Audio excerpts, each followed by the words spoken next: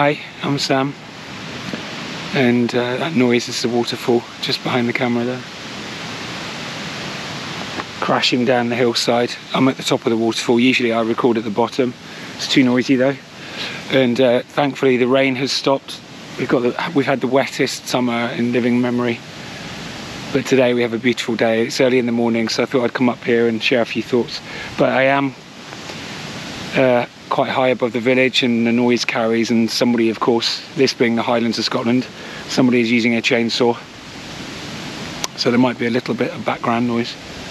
And hopefully I won't bump into anyone on the path as I walk down the hill and share a few thoughts. Yeah, I know I don't need to apologise, but I do. Yeah, I'm aware that there are people that get a lot from these videos, and I'm not making as many as I used to. And I do feel sorry about that, because I do want to support those out there that are sharing this journey. You know, it's a universal journey of healing and becoming real. The disappearance of the idea of who we thought we were, and the emergence of something more truthful, more stable. And if I could make a video every day, I would. But I think, you know, what's driven me for the last few years on this channel is just utter desperation. Utter desperation. And the truth is, I'd lived with desperation, in fear, all of my life. I'm in my mid-50s, and my life was defined by an existential terror given to me as a child. And I lived with that all my life, but I don't feel that anymore. I don't feel it anymore. So if you are in a similar state, and I know there are lots of people that watch these videos that really are, you know, don't ever doubt that change is possible. And you know, as I move forward, I'll be able to articulate what it is that's actually happened. You know, I'll be able to articulate that more clearly. But at the moment, you know, even though I talk to people who reach out, they've watched a video, and we talk, I still struggle to even understand what has actually happened over the last couple of years. This year in particular, since I, you know, physically detransitioned and sort of came back to truth. What has actually happened mentally and emotionally, metaphysically. But I'll keep trying to articulate that process more clearly for everybody that watches these videos. You know, I do think that there's a couple of things I really want to try and talk about in this video. You know, the language I use comes from a deeper place, and even I have to decipher what I mean. Over time, I decipher. You know, I rewatch videos and I just think, what did I mean? And it's like the language that I use comes from a deeper place, and it's kind of thrown out as a lifeline. And I say these words, and I hold on to them and just think, what does that mean? What does that mean? And it's kind of revealed to me over time as well. And I always talk about certainty. You know, the certainty of our own narrative, the certainty of what we think we know about ourselves. You know, we hold on to the story of us, all that pain that we've experienced, and when we do that, we hold on to a false reality. And as I heal, as I grow, as I change, as I disappear, as that false reality in my own head that imprisoned me all my life disappears, I realise that life is mystery. It's nothing but mystery.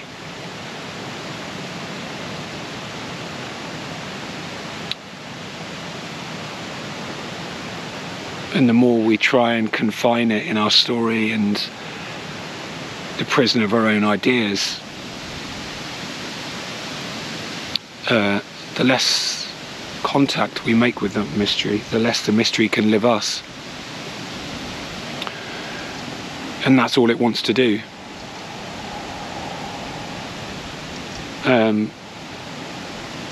So, something very, very strange happened this week. The mystery spoke to me. I'm very lucky that I get lots of book recommendations from people that watch my videos, and I have a huge stack of books that I'm intending to read, and I read for hours every day. And the work of C.S. Lewis has been recommended quite a few times, and I've already read a few of his books. And but nobody recommended this book, but I saw it in a list of his work, and I just thought that title speaks to me. For some reason, I know I have to read this book. It means something important. And the book is Till We Have Faces. I didn't know what it was about, but I bought it, and it arrived the other day, a few days ago. And I still didn't know what it was about, and I opened the package and I held the book in my hand, and a thought popped into my head, fully formed. It didn't feel like it was mine. Like no other time in my life have I ever felt anything like this. And this thought popped into my head, and the thought was, everything is abstract, but love is real. And I ran upstairs into my little office where I keep my computer and my notepad, where my desk is. And I wrote it down. Everything is abstract, but love is real. And I just started to cry. It was the strangest thing. I just started to cry. And I looked up what abstract actually means. The definition of abstract is dealing with ideas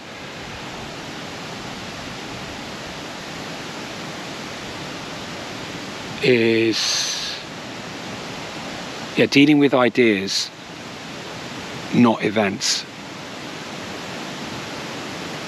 And I just thought, what is it that we do as traumatized people? We live in the realm of our own ideas. The ideas of who we think we are, who we think we should be. Always trying to do something right, always trying to kind of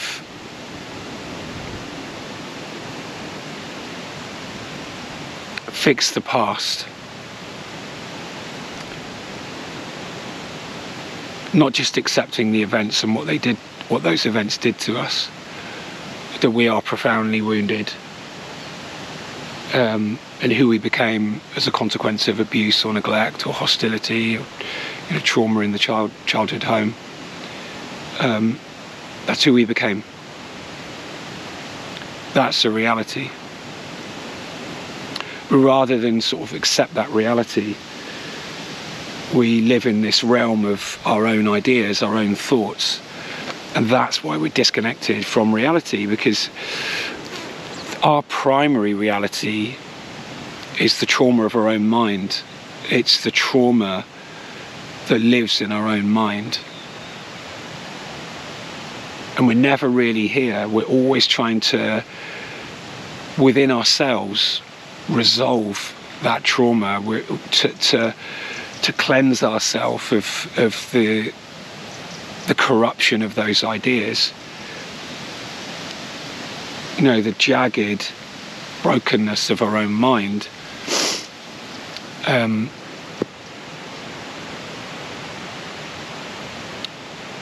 it is abstract. It's not real. The events are real. But how those events live in us for our life, controlling us in the reality that we take everywhere, no matter where we are, that reality in our own head of what the trauma did to us is primary. It's primary. And we become consumed with our own pain. Unstable. And we're always trying to resolve that. And there's a war raging in our own head, in our own being, and it affects us physically. It affects us physically. We get chronically ill. Simply because we're living in the abstraction of our own thoughts.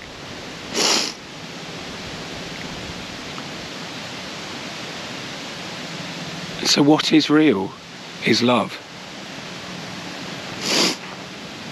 What is real is love. Everything else is abstract. I think if I could, I tried to articulate this in a comment yesterday. Somebody, lovely subscriber, left a comment about what she's going through, and I tried to answer it. I don't know whether I did a good job. I should have said less, I think. But I think if I could articulate what has changed over the last year or 2 years, you know, as I've been recovering from that shattering breakdown I experienced, it's the absence of resistance inside me, and the resistance is what feeds that war raging in our own being. The resistance of our unwillingness to actually just accept.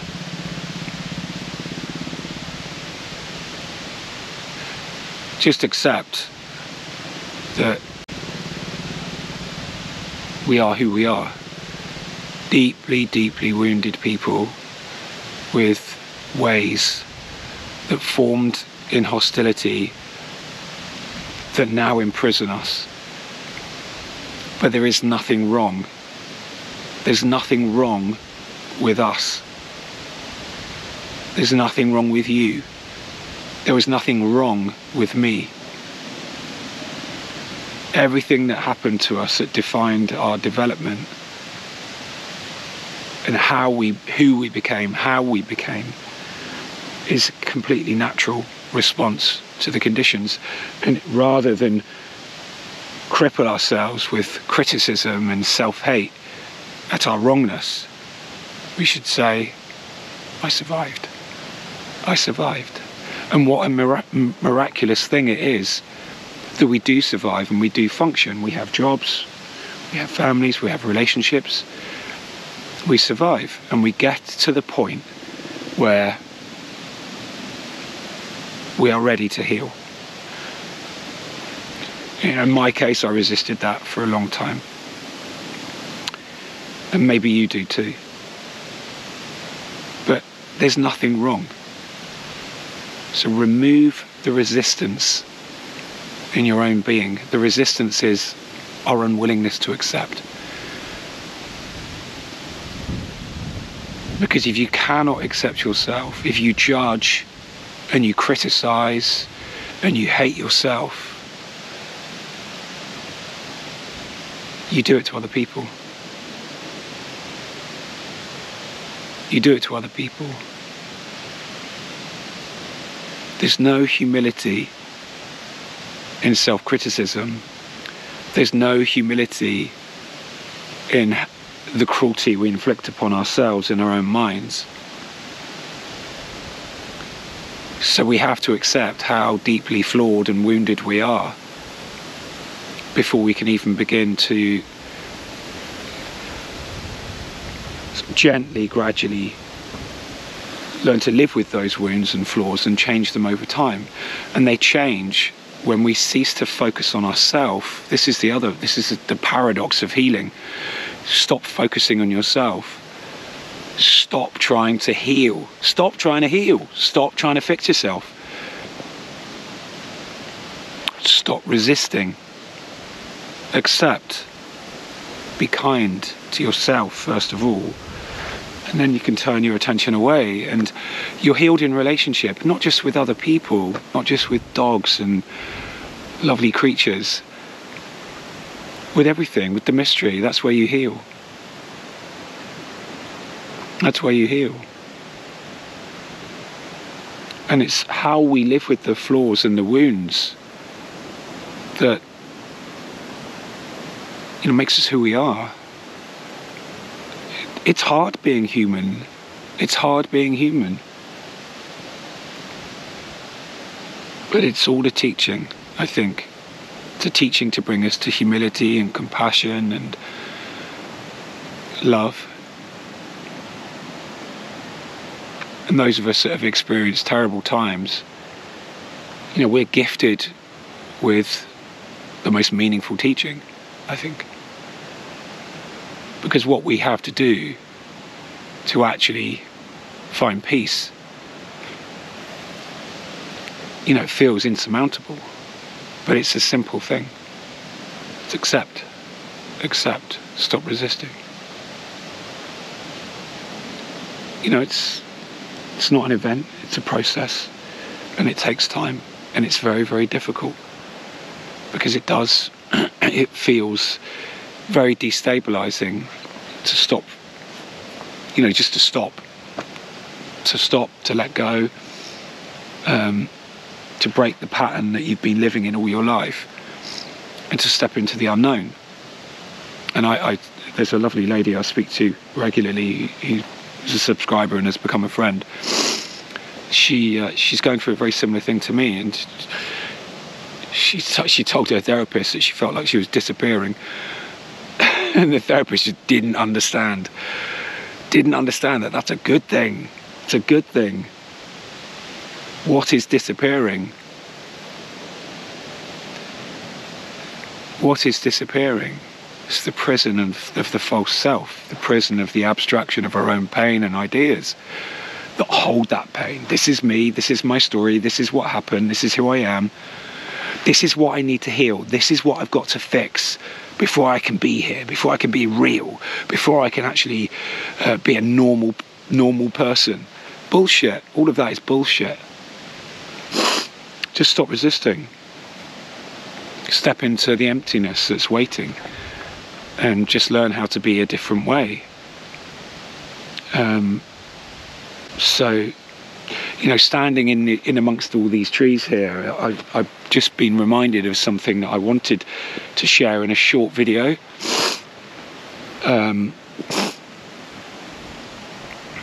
But maybe I'll just share it here, seeing as things seem to be flowing quite easily at the moment. Maybe this appeals to me, this metaphor that I'm just going to share, because I spend a lot of time in places like this.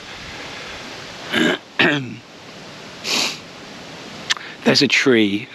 I look after a lovely lady's dogs sometimes when she goes away. She works in London, and so I look after her dogs. She's got 3 beautiful pointers, and in her garden there is a huge tree. I don't know what it is. It must be hundreds and hundreds of years old. And there's no way that I can put my arms even around half of the trunk. And I look at that tree sometimes, and something came to me, and I just thought, you know, what a great metaphor for what we are as beings. Because the tree's roots are bigger than the canopy. They reach into relationship with everything around it, nourishing, communicating. And the trunk, each ring of life is recorded, included. Harsh winters, dry summers. Everything's there. Everything's there. As it is in us. Everything that we've experienced is there somewhere, in each ring, each year of our life. But always there is the opportunity for new growth around the more difficult years, the more difficult experiences. And our canopy, you know, some limbs are twisted, some limbs are broken, and anybody that's, you know, chopped wood knows that the knots in a tree, the wounds in a tree, are the most difficult. They're almost impossible to cut, even with a chainsaw. But always around those wounds, new growth develops. And so the wounds, the knots are included, held, but always grown past. and then the canopy.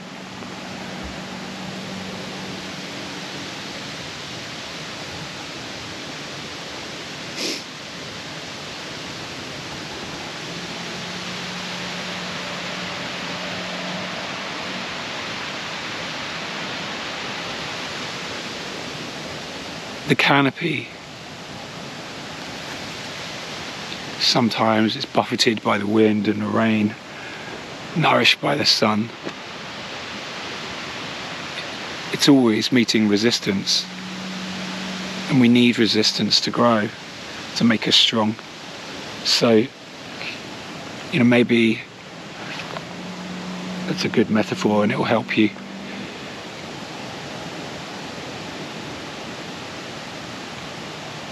A tree is a unique, discrete entity, but in relationship with everything else around it, as are we. Everything's included. Everything's included. And I think I tried to get at this in the last video. I was walking my friend's dogs. In a sense, before we can empty, we have to include everything.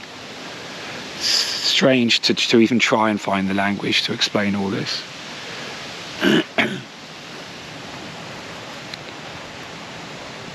Until we look at our shame, we look into the corners of the shadows inside us, those parts of us that we're disgusted by, that we hate, that we apologize for. Until we include all of those, how can we show up? How can we show up?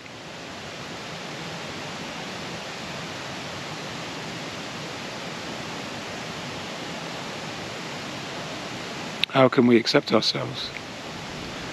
For years on this channel, I talked about being seen, because that was this what I've been through on this channel, working all this stuff out, is I think they're the stages of childhood. What I've been through is kind of like me going through as an adult in my mid-50s, the stages of childhood development that were completely retarded and prevented from me experiencing because I was so fucking traumatized. So there was that foundational need to be seen, that fundamental need to be seen, which is why I probably started the channel in the first place, to be seen. But what is it that we want to be seen? Is it the censored, filtered version of ourselves that we say, okay, this is acceptable, see this? And that's what I did in my, from my first video, see this. But I really very quickly understood that what I wanted people to see wasn't real. And so really, beyond that fundamental need to be seen, there is something else. It's a need to be known. But further to that, it's not really a need to be known. It's a need to know that there is something valuable, something worthy in your being. You say, is it okay to be me?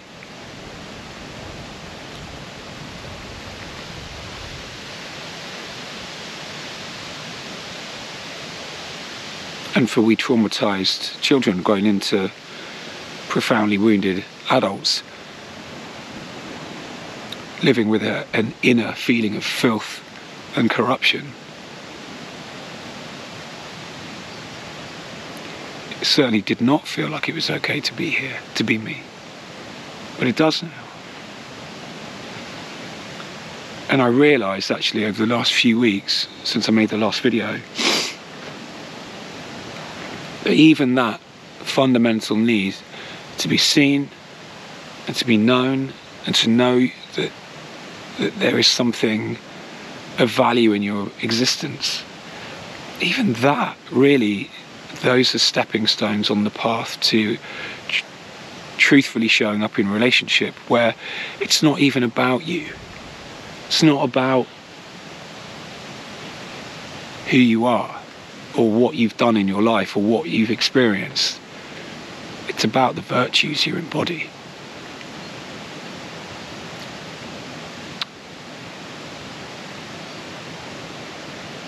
How are you showing up Not what's happened to you. What's happened to you is your education.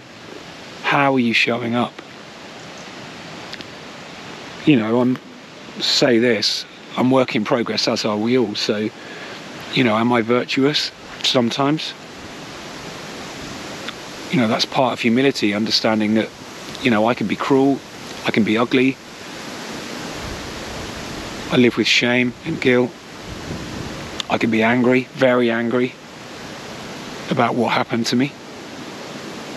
But I try my hardest to work through all of that and to be honest, to be moral, to be compassionate, to be kind.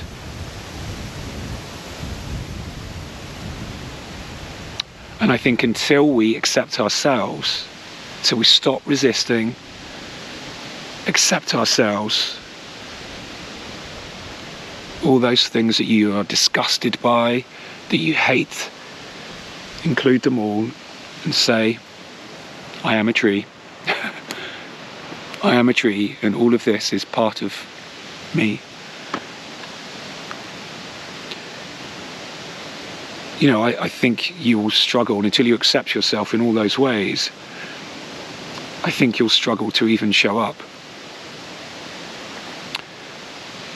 Because you don't accept yourself, and you place conditions on who you are, and you place conditions on other people, and you place conditions on what you are prepared to accept in this moment.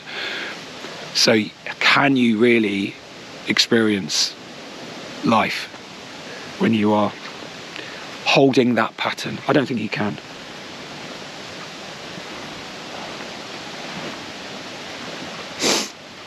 I'm just going to wander down here and show you the view, and then I'll say goodbye. So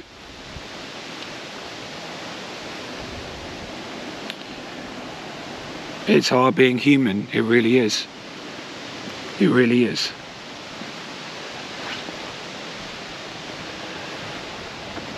But it is up to us to transmute all that suffering that we've endured, that we are perpetuating by our unwillingness to stop resisting and let go.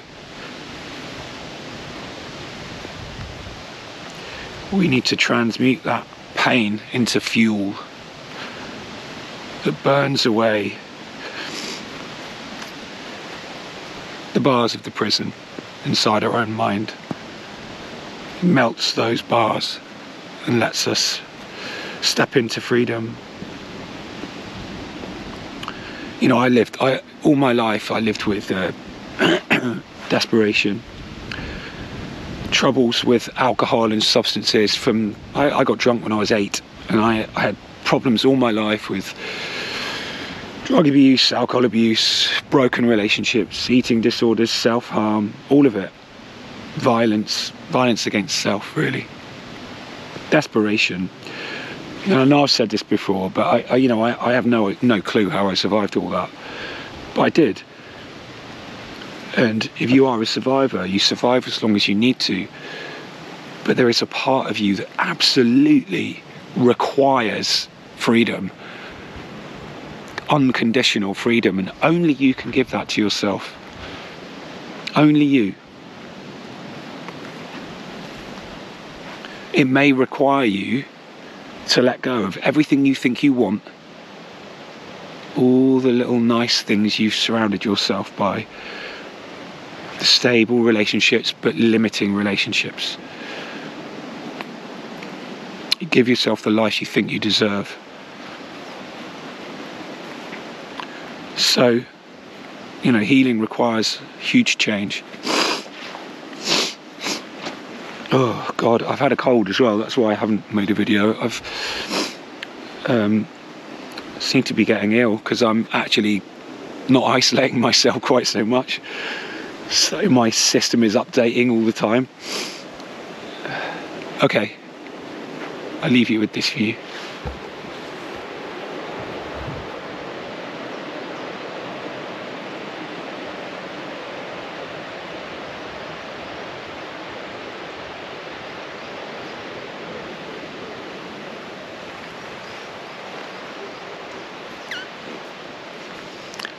So hopefully it won't be another 3 weeks for the next video. But I'll be back as soon as I can. If you need to talk, you know where to find me. Thank you to everybody, nearly forgot, thank you to everybody that has donated this month as well. It's just, you know, makes a difference. Thank you so much, and I shall put your names in the credits at the end. And thank you to everybody that writes to me and lets me know that these videos help, because that inspires me to keep going and keep sharing as honestly as I can. So thanks so much. Okay, I'll see you soon. Bye.